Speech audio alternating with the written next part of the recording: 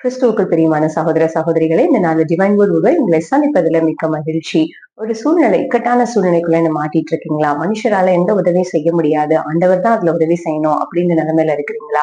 அந்த ஆண்டவரால உதவி செய்ய முடியாது அப்படின்னு சொல்லி அவரவே ஒரு தடுத்து ஒரு காவல்குள்ளாய் வைத்திருக்கிறது போல நீங்க இருக்கிறீங்களா?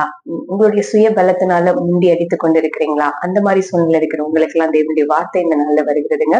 மார்க் 10:27 சொல்லுகிறது, மனுஷரால் இது கூடாததுதான், தேவனாலே எல்லாம் கூடும் என்று சொல்லி எழுதியிருக்கிறது. இயேசு மரித்துட்டாரு, சிலுவையில அறையப்பட்டு மரித்துட்டாரு. அவரை ஒரு கல்லறையில வைக்கிறாங்க. ஒரு கல் வச்சு அந்த கல்லறைய மூடி வச்சிருக்காங்கங்க. அப்போ பிரதான ஆசிரியரும் பரிசேயரும் என்ன பண்றாங்கன்னா, பிலாத்துட்ட போய் சொல்றாங்க, நீங்க வந்து இந்த இயேசு வந்து உயிரோட இருக்கும்போது சொன்னாரு, 3ஆவது நாள்ல உயிர் தெழுந்துருவேன்னு சொன்னாரு. அதனால சீஷர்கள் வந்து நைட்டோட நைட்டா களவாய் எடுத்து போயிட்டு இயேசு உயிரோடு எழுந்துட்டாருன்னு சொன்னான்னு சொல்லுவாங்க. சோ அந்த கல்லறையை பத்திரப்படுத்துங்கன்னு சொல்லி கேக்குறாங்க. அவர் சொல்றாரு, நீங்களே பத்திரப்படுத்திக்கோங்கன்னு சொல்றாரு.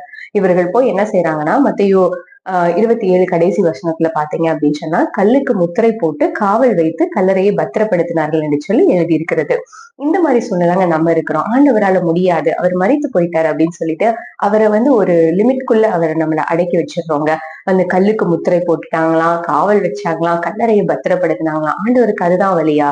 ஆண்டவருக்கு நிறைய வழிகள் இருக்குங்க. மனுஷர் நினைக்கிற வழிகளில ஆண்டவர் செயல்படுகிறவர் அல்லங்க.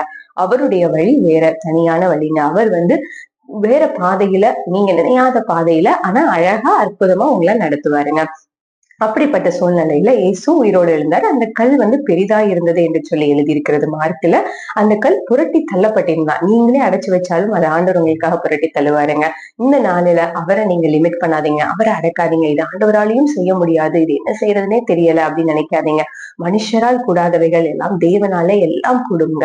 மனுஷரால எதுவுமே முடியல அப்படின்னு சொன்னாலும் தேவனால மட்டும் கூடுங்க. அந்த நம்பிக்கை விசுவாசத்தோட இந்த நாள்ல இருங்க. உங்களுடைய சூழ்நிலைகள்ல இருந்து ஆண்டவர் நிச்சயமா உங்களை விடுதலை பண்ணி கொண்டு வருவார். தேவனாலே எல்லாம் கூடும். கர்த்தர் உங்களை ஆசீர்வதிப்பார். God bless you.